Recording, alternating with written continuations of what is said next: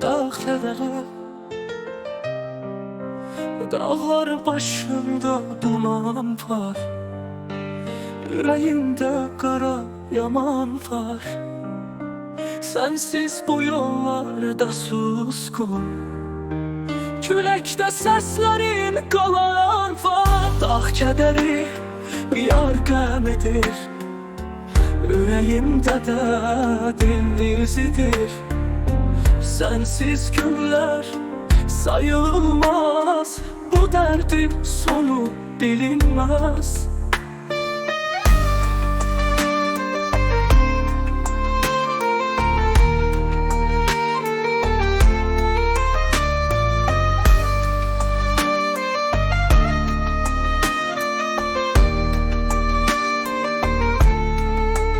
Akşamlar çökse dağlara, hayalım düşer kollarıma.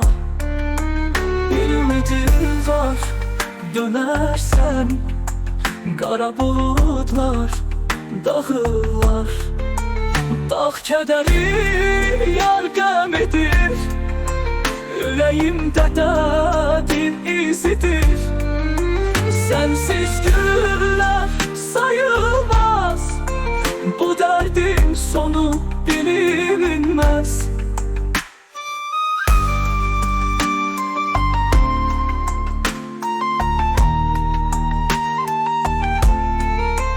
Akşamlar çökse dağlara, hayalım düşer kollarıma.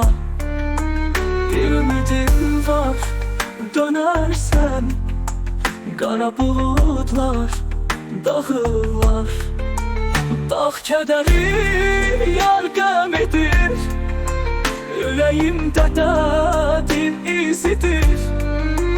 Sensiz günler sayılmaz, bu derdin sonu bilinmez.